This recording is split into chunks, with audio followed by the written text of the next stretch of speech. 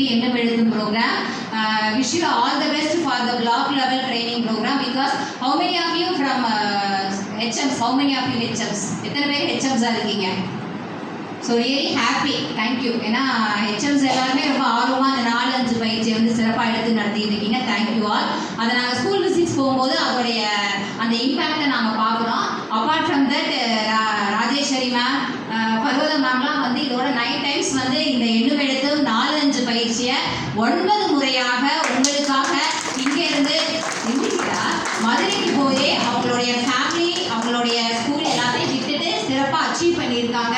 So and behalf of diet and எல்லாருமே friends தான். So அவங்களா இருக்கட்டும் இவங்களா இருக்கட்டும். அதே மாதிரி இந்த ரோஜாப்பூ மாலையில் ஒரு முல்லைப்பூ சேர்ந்த மாதிரி ஒரு புதிதாக ஒரு ஆர்மி. இந்த 3 பேரும் சிறப்பாக 2 நாள் பயிற்சி எடுத்துட்டு அவங்க பிளானிங்லேயே எதை பண்ணலாம், சூப்பராக இப்படி பண்ணலாமா அப்படி பண்ணலாமான்ட்டு உங்களுக்கு நிறைய பிளான்லாம் போட்டாங்க. ஸோ சூப்பராக உங்களுக்கு 2 days கொடுப்பாங்க. Wish you all the best and congratulations to all. நீங்கள் நிறைய ட்ரைனிங்ஸ் போகணும், நிறைய அச்சீவ் பண்ணணும், நிறைய அவார்ட்ஸ் வாங்கணும். Thank you very much. நான் வந்து ஒரு கருத்தை மட்டும் ஜஸ்ட் ஒரு ஆர்டிஸ்டோட பெர்மிஷனோட ஒரு சின்ன விஷயத்தை மட்டும் உங்கள்கிட்ட ஷேர் பண்ணிக்கலாம் அப்படிங்கிறதுக்காக மட்டும்தான் வந்தேன். இது நீங்க பார்த்துருக்கீங்களா? ஓகே, வாசிப்பு இயக்கத்துடைய புத்தகங்கள். ஏன் நம்ம வாசிக்கணும்? ஏன்னா the reader is a leader. யாரெல்லாம் வாசிக்கிறார்களோ அவர்கள் தான் இன்னைக்கு என்னவா இருக்காங்க? தலைவர்களா இருக்கிறாங்க. பார்த்தோம் அப்படின்னா ஒரு தலைவருக்குரிய மிகப்பெரிய தகுதியே என்னவா தான் இருக்குது? வாசிச்சிருக்கணும். அவங்களுக்கு நிறைய விஷயம் தெரிஞ்சிருக்கணும். ஏன்னா வாசித்தல் மட்டுமே ஒரு மனிதனை வந்து முழுமையானதாகவோ செம்மையா மாற்றிடும். நீங்க வேணா பாருங்களேன், அன்னைக்கு ஒரு பாரதியாரோட பாரதியாரோட பர்த்டே தானே இன்னைக்கு, ஐ திங்க் ஸோ. அப்ப அவருடைய அந்த தேனீச்சோறு நிகம் நின்று பல சின்ன சின்ன கதைகள் பேசி பிறர் வாட பல செயல்கள் செய்து நடை கூடி கிழப்பருவ மேதி கொடுக்கூட்டிருக்கிற எனப்பின் மாயும் பல வேடிக்கை மனிதரை போலே நானும் வேள்வேன் என்று நினைத்தாயோ. இது ஒரு முறை படிக்கும் போது நமக்கு என்ன தோணுது?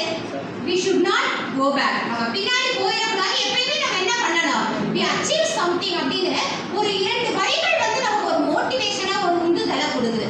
ஸோ வளர்ந்த நமக்கே இப்படி இருக்கும்போது நம்ம பள்ளிகள்ல நம்முடைய வகுப்பறையில் இருக்க நம்முடைய அன்பான மாணவ செல்வங்கள் கட்டாயம் வாசிக்கணும். அந்த வாசித்தலுக்கு ஏற்கனவே நம்ம சிறுவர் நம்ம சின்ன பிள்ளையா இருக்கும்போது என்ன படிச்சோம்? மாயாவி கதைகள், சிறுவர் மணி கதைகள், நிறைய கதைகள் நம்ம படிச்சோம். இப்போ நம்முடைய தமிழக அரசு பள்ளி கல்வித்துறை வந்து என்ன பண்றாங்க அப்படின்னா இந்த வாசிப்பு இயக்கம் புத்தகம் முல்லை நட பர ஓடு அப்படின்னு சொல்லிட்டு அவங்க கொடுத்துருக்காங்க. உண்மையுமே இந்த புத்தகம் வந்து நல்லா இருக்கு. அதுல இருக்க வார்த்தைகள், ஃபார் எக்ஸாம்பிள் நான் கூட என்னுடைய நான் வச்சிருக்க அந்த சேனல்ல லாஸ்ட் வீக் வந்து மீனா கேட்ட தோசை அப்படின்னு ஒரு போட்டிருந்தேன். பர்வத மேடம் வந்து அந்த மீனா கேட்ட தோசையை வந்து அவங்களுடைய ஸ்டூடெண்ட்ஸுக்கு போட்டு காமிச்சிருந்தாங்க. அவங்க ஸ்டூடெண்ட்ஸ் ஃபீட்பேக் எப்படி இருந்துச்சு மேம்? இவங்க வீடியோஸ் யூடியூப்ல வந்து ஸ்டோரிஸ் எல்லாமே நிறைய போடுறாங்க. போடும்போது ஃபர்ஸ்ட் ட்ரைனிங் வந்தப்ப எங்களுக்கு அனுப்புனாங்க. அனுப்பும்போது மத்தியானம் வந்து லஞ்ச் டைத்தில் எங்கள் ஸ்கூலில் ஸ்மார்ட் டிவி இருக்குது. அதை வச்சு நாங்கள் பிள்ளைகளுக்கு போடும்போதே அவங்க வந்து ரொம்ப இன்ட்ரெஸ்ட் ஆகிடுவாங்க. இதை விட என்னன்னா எங்கள் யூனியனில் அந்த இப்போ கலை திருவிழா நடந்துச்சு பார்த்தீங்களா, அப்போ வந்து ஸ்டோரி டெல்லிங் 2nd ஸ்டாண்டர்டுக்கு வந்து கொடுத்துருந்தாங்க ஒரு கதை. அந்த கதையில் வந்து சுற்றுப்புற தூய்மை பற்றி மேடம் ஒரு அழகாக ஒரு கதை சொல்லியிருந்தாங்க. அந்த கதையை வந்து நாங்கள் தான் வந்து எண்ணமெழுத்தும் ட்ரைனிங் அப்போ போன தடவைக்கு முந்தின தடவை எண்ணமெழுத்தும் ட்ரைனிங் அப்போ அந்த வீடியோ வந்து நாங்கள் போட்டு காமிச்சோம். அப்போ அங்கே வந்திருந்த ஒரு டீச்சர் அந்த வீடியோவை ரொம்ப பிடிச்சிருச்சு. அவங்க என்ன பண்ணாங்கன்னா அவங்க ஸ்கூலில் அடிக்கடி ப்ளே பண்ணிகிட்டே இருக்காங்க. அந்த குழந்தைக்கு வந்து அந்த கதை வந்து ரொம்ப மனசில் பிடிச்சிருச்சு. அந்த குழந்தை 2வது படிக்கிறா. அவள் வந்து எப்படி இந்த மேடம் வந்து அந்த கதையை சொன்னாங்களோ அதே ஒரு இதோடையே அந்த குழந்தை வந்து அப்படியே சொல்லுச்சு. சொல்லும்போது அங்கே வந்திருந்த நடுவர் நம்ம டீச்சர்ஸ்லாம் போயிருப்பாங்க. எல்லாருமே என்ன பேசினாங்க அப்படின்னா இந்த பொண்ணு கதை நல்லா சொல்லுது. அப்போ எங்கள் ஸ்கூல் பையனும் ஒரு பையன் கதை சொன்னான். சொல்லும்போது எங்கள் ஸ்கூல் ஃபஸ்ட்டு போட்டிருந்தாங்க. அப்புறம் அடிச்சுட்டு அந்த பொண்ணை போட்டாங்க. போட்ட உடனே நான் போய் பார்த்துட்டு எல்லா பிள்ளைகளும் நம்ம பிள்ளைங்க தான் போகும்போது அப்போ நான் யோசிச்சுட்டு ஒரு சார்கிட்ட கேட்டேன், என்ன சார் அந்த பொண்ணு நல்லா கதை சொல்லிச்சா சார் அப்படின்னு. வாங்க டீச்சர், அந்த பொண்ணு சூப்பராக சொல்லுது கேளுங்களேன் அப்படின்னு சொன்னேன். சொல்லும்போது அந்த பொண்ணு அவ்வளோ அழகாக அந்த கதையை சொல்லுச்சு. சொல்லும்போது உண்மையிலே எவ்வளோ அழகாக அந்த பொண்ணு சொல்லுது. எனக்கே நான் சொல்லிட்டேன் அப்போ இந்த பிள்ளைக்கு தான் கொடுக்கணும் அப்படின்னு சொல்லி. ஆனால் வீட்டுக்கு போய் ரொம்ப நேரம் அந்த கதையை நான் எங்கேயோ கேட்டிருக்கேனே அப்படின்னு சொல்லி ரொம்ப நேரம் யோசிச்சுட்டே இருந்தேன். நைட்டு ஒரு 8:30 மணிக்கு இருக்கும். எனக்கு திடீர்னு ஆகா இது உஷா மேடம் சொன்ன கதை இல்லை அப்படின்னு சொல்லிட்டு அவங்கள்ட்ட கூட நான் சொல்லலை. இவங்களுக்கு தான் ஃபஸ்ட்டு நான் ஃபோன் பண்ணேன். மேடம் உங்கள் கதை எங்கள் இதில் வந்து ஃபஸ்ட் ப்ரைஸ் வாங்கியிருக்கு அப்படின்னு சொல்லி சொன்னேன். சொன்ன உடனே அதை வந்து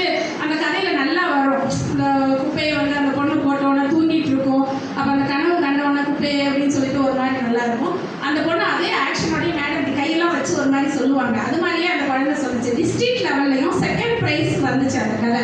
ஃபர்ஸ்ட் ப்ரைஸ் யார் வாங்கினாங்கன்னு தெரியல, செகண்ட் ப்ரைஸ் வந்துச்சு. அதனால வந்து நம்ம இவங்களுடைய கதை வந்து எப்படி இருக்குன்னா, ஒரு ஸ்டோரி, ஒரு பாட்டு இதெல்லாம் வந்து போடும்போது பிள்ளைகளுக்கு வந்து கவர்ற மாதிரி இருக்குது. எப்படின்னா நம்ம கற்றலி இனிமேல் நம்ம முன்னாடி பாடலாம் சொல்லி கொடுக்கும்போது பாட்டெல்லாம் பாடி அப்போ வந்து என் பாத சரவெளின்னு ஒரு பாடல் வந்து ரொம்ப ஃபேமஸாக இருந்துச்சு. 96, 97 அப்பாயின்மெண்ட்டுக்காரங்களுக்குலாம் அந்த பாட்டு நல்லா தெரியும்னு நினைக்கிறேன். அது மாதிரி இவங்களுடைய யூடியூப் லிங்க் வாங்கிக்கோங்க.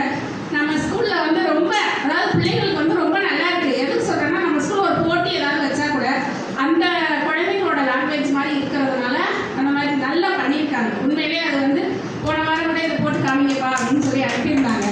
அவன் எனக்கு என்னன்னா, ஒரு இவன் இப்போ நம்ம டீச்சர்ஸ் ஓகேயா, நம்ம பிள்ளைங்களோட ஒரு கதை சொல்லும்போது அப்படி இருந்துச்சான் பாட்டு பாடுறது, ஒரு நம்மளுக்கு போன தடவை ஒரு ட்ரைனிங்கில் கூட தூங்குற மாதிரிலாம் நடிச்சு ஒரு கதையோட 2 டீச்சர் வந்திருந்தாங்க. அப்போ ஏவியர் அதை நம்ம ஸ்கூலில் செய்வோம். ஆனால் இவங்க வந்து ஒரு நல்ல அந்த டைரக்ட் லெக்சரர் அந்த போஸ்டிங்கில் இருக்கிறவங்க அந்த மாதிரி ஒரு குழந்தையோட இறங்கி அப்படி கதை சொல்கிறது வந்து எனக்கு ரொம்ப ஆச்சரியமாக இருந்துச்சு. பரவாயில்ல, இந்த அளவுக்கு இறங்கி குழந்தைங்களுக்கு மாதிரி சொல்கிறாங்க. அவங்க நீங்கள் வீடியோ பாருங்க, புரியும். அந்த வீடியோ பார்த்தீங்கன்னா சொல்ல சொல்லுங்க. நானுமே ஒரு டைம் இங்கே கலைத்திருவிழா போட்டி நடக்கும்போதே வந்திருந்தேன். அந்த வீடியோவை பார்த்துட்டு எனக்குமே ரொம்ப பிடிச்சிட்டு, சாமி அந்த பொண்ணு சொன்னதை விட இன்னும் அவங்க சொன்னால் நல்லா இருக்குன்னு கேட்டு இவங்களுக்கு ஃபோன் பண்ணி கேட்டேன். அவங்களும் அனுப்பி விட்டாங்க. நானுமே நிறைய குழந்தைகளுக்கு வந்து ஸ்மார்ட்டிங் இருக்கிறதுனால போட்டு காமிச்சேன்.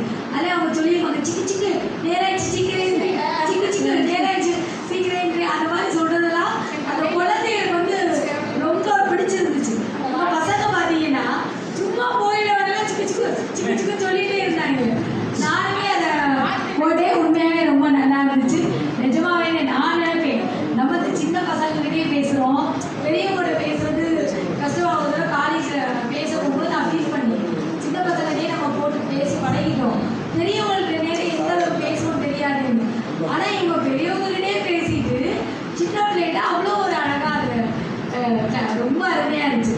நீங்கள் அவங்க நிறைய கதையெல்லாம் போட்டிருக்காங்க. நீங்கள் பார்த்தீங்கன்னா உங்களுக்கு தெரியும். Thank you so much. Thank you madam. இதை ஏன் நான் சொன்னேன் அப்படின்னா, இப்போ நான் இங்கே டைரக்ட் காளையார் கோயிலில் தான் இருக்கேன். பட் எங்கேயோ இருக்க எஸ்புதூரில் ஏதோ ஒரு பஸ்ஸு போகாத ஒரு குழந்தைய நான் போய் ரீச் பண்ணுறேன் அப்படின்னா ஏதோ ஒரு மீடியம் மூலம் ரீச் பண்ணுறேன்.